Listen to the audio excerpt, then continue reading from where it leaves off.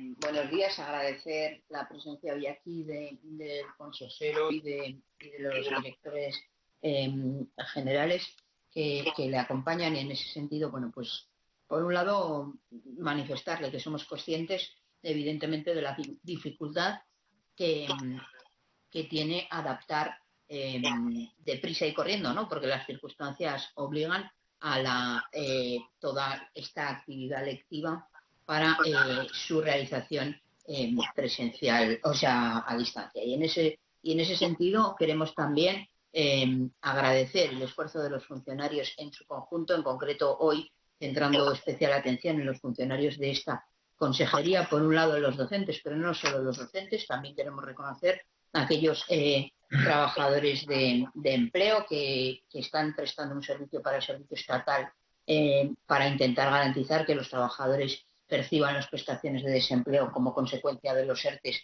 lo antes posible. Y además, desde mi punto de vista, se está haciendo un gran esfuerzo. También reconocer el esfuerzo que las familias y los estudiantes están haciendo en este sentido, porque es evidente que es cada vez más complicado intentar coordinar los medios técnicos que cada familia tiene para garantizar el teletrabajo de unos, la educación de otros, y en ese sentido, bueno, yo creo que el esfuerzo está siendo importante.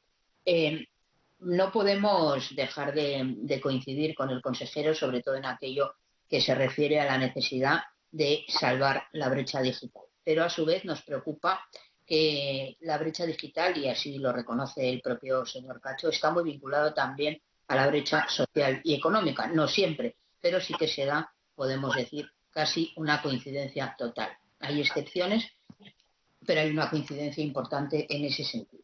Y en ese sentido nosotros coincidimos en que es importante dotar de los medios necesarios para salvar esa brecha digital, de los materiales. Lamentablemente no es posible que hayan estado con anterioridad. Vamos tarde, casi van a llegar en muchos casos, a pesar de que sí que se han dotado a muchos alumnos de los propios medios materiales que ya existían en los centros.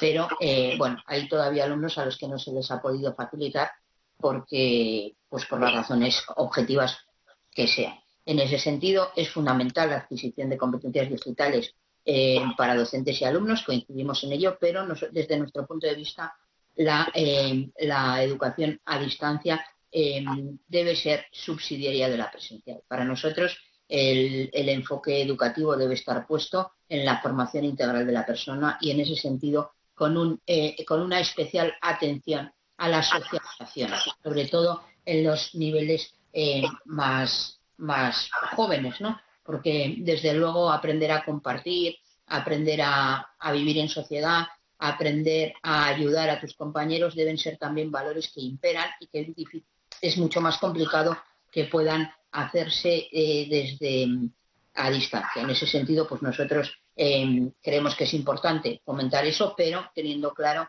que el objetivo debe ser, en la medida de lo posible, fortalecer esa educación presencial. En cuanto a la recuperación del impacto educativo, a nosotros nos parece menos importante, voy a decir, nos parece menos importante porque es verdad que a lo largo de la formación de un niño los procesos son largos. Quiero decir que no pasa nada por perder un trimestre, más en este caso que, como el propio consejero señalaba, solo se ha perdido parcialmente, digo, por perder esa formación curricular, porque evidentemente esta situación ha hecho que se aprendan otra serie de cuestiones que no se hubieran aprendido seguramente de no llegar aquí. Por tanto, nosotros entendemos que este plan extraordinario para el programa de refuerzo gratuito y bueno, empezando a implantar, como decía el señor Cacho, el proyecto de escuela abierta, debe hacerse no poniendo tanto el énfasis en lo curricular, sino poniendo el énfasis en lo social y teniendo en cuenta también y en lo lúdico, porque es evidente que es un programa que va a ir, en la medida en que es voluntario, en la medida en que es gratuito, suponemos que va a ir enfocado a las personas con mayor vulnerabilidad, o a los niños y los menores con mayor vulnerabilidad, y en ese sentido no deben en ningún caso verlo como un castigo. No puede ser que los que han tenido todos los medios durante el tercer trimestre no vayan a reforzar contenidos y los que no los hayan tenido pues se vean desde su punto de vista castigados a volver a la escuela en verano. Quiero decir que nos parece fundamental darle el enfoque de refuerzo, más también vinculándolo con lo lúdico para que no sea visto como un castigo. Y en cuanto a la gestión del mismo, desde nuestro punto de vista es básico, como en todo lo que planteamos, la gestión pública de esa escuela abierta. Creemos que debe haber una coordinación integral también con los equipos directivos o con los tutores de esos alumnos y que, por tanto, desde nuestro punto de vista, la gestión y la organización de eso debe dejarse también enfocada desde esos informes que hacía referencia el consejero en el plan de continuidad y coordinar ellos directamente eso para integrarlo con la necesidad también escolar pura. Y eso solo puede hacerse desde nuestro punto de vista, desde la contratación directa. Y también vinculándolo a la necesidad de creación de empleo, nos parece fundamental que los trabajadores que sean contratados perciban un salario digno por su trabajo y que, por tanto, no estén contratados por empresas de servicios que tienen un convenio colectivo de aplicación muy inferior a lo que nosotros podemos considerar un salario digno. En cuanto a la reactivación al empleo, señora Moreno. Sí, voy acabando. En cuanto a la reactivación al empleo, pues simplemente poner el énfasis, apostar, apoyamos evidentemente la apuesta que hace la Consejería por la formación profesional reglada y la formación profesional para el empleo, también por esa apuesta de cambio organizativo entre la educación obligatoria, por decirlo de alguna manera, y la formación profesional, manteniendo la idiosincrasia en ese propia de cada educación.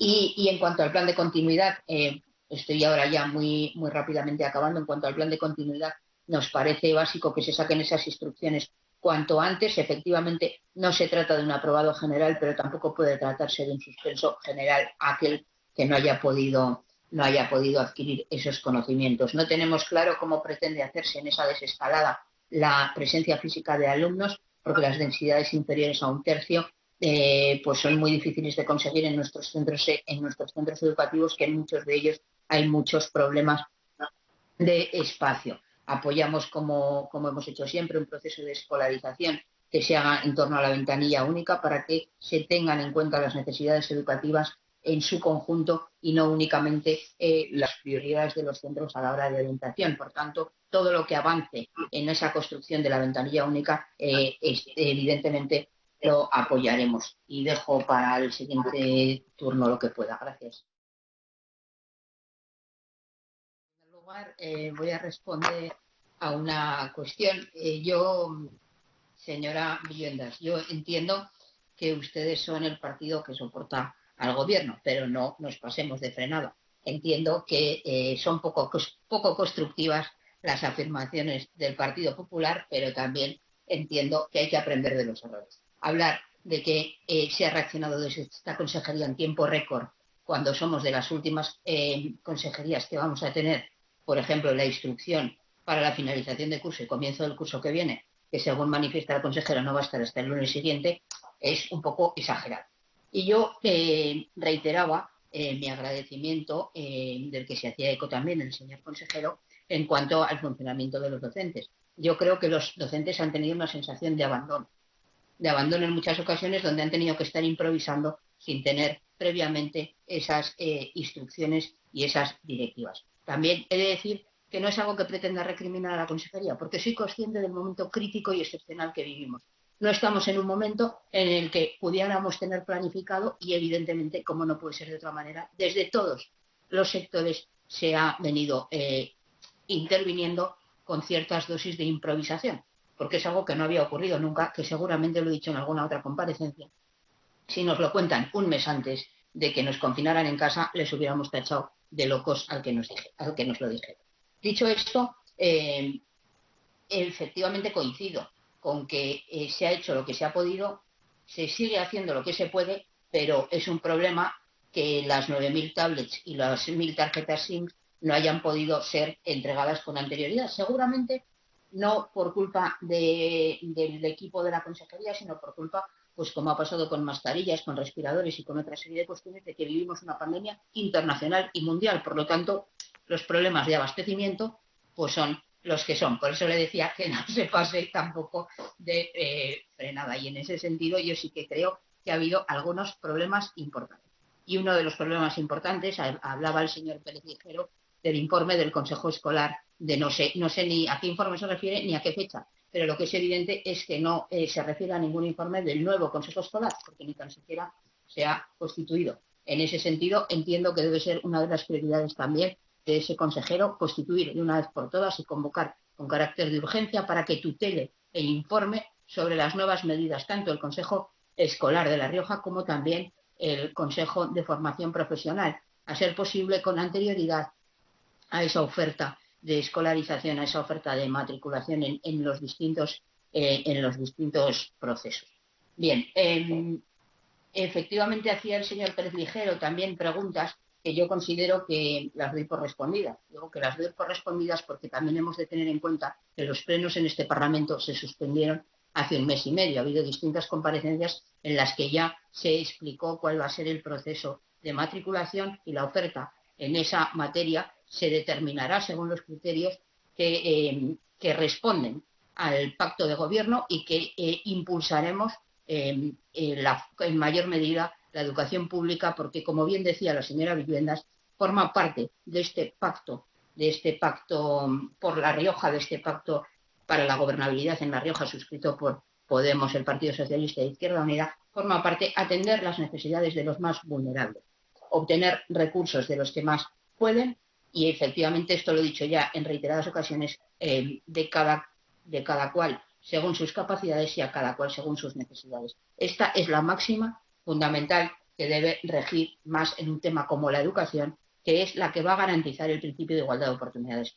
En ese sentido, le planteo al consejero que siga los acuerdos suscritos con anterioridad y que, por tanto, siga ese plan previsto. Porque si bien es cierto que es necesario llegar a un acuerdo total para la creación de empleo y para garantizar los derechos fundamentales, incluyendo en su sentido más amplio la sanidad, la educación pública, la sanidad pública, los servicios sociales también públicos. Ya hemos visto qué ocurre con las privatizaciones cuando se genera una crisis, lo hemos visto en el ámbito de las residencias, por ejemplo. Es fundamental la gestión pública de los servicios esenciales, porque solo lo público ha estado a la altura de las circunstancias en este contexto. Y efectivamente, señora León, coincidimos. Es prioritario la creación de empleo o el mantenimiento del empleo, pero también hay que ser consciente de la situación que vivimos. Lamentablemente, no va a depender de la emprendeduría de los trabajadores si son capaces de acceder al empleo o no. La economía se ha derrumbado. Y esto era algo que estaba previsto.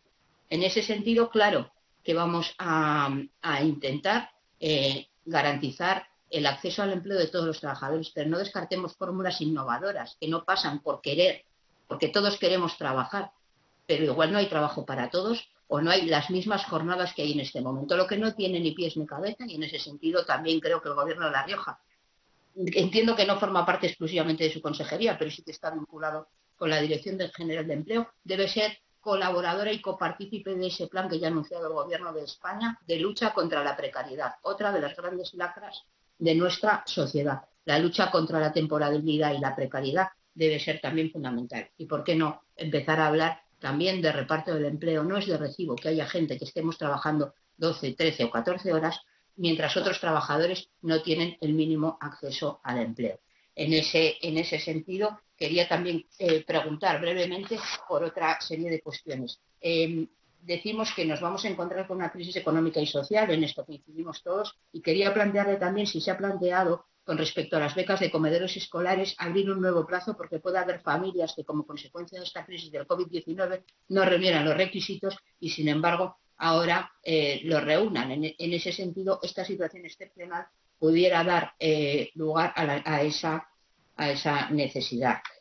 Plantearle también que la contratación laboral directa o indirecta pues no nos satisface, entendemos, y le impulsábamos en ese sentido a que asuma la gestión directa de esa escuela abierta y contrate al personal que sea necesario, y sobre todo las personas que asuman esa dirección lo hagan desde el respaldo y desde la contratación directa de la Consejería de Educación, como garantía también de incentivar eso. Quería preguntar dos cosas. Vaya finalizando, señora Moreno. Acabo ya, que es por el convenio con el Ayuntamiento de Logroño para la orientación al empleo. No sabemos en qué consiste, si no se puede contestar hoy, pues le pediría que me mandara información en otro momento, si le parece. Y también esa partida de subvención para la contratación a personas que se hayan accedido al desempleo como consecuencia de la crisis del COVID-19, que hablaba de una subvención de 5.000 a 9.000 euros. ¿Qué requisitos van a tener? ¿Se trata de empleo estable o de contratación indefinida a tiempo completo?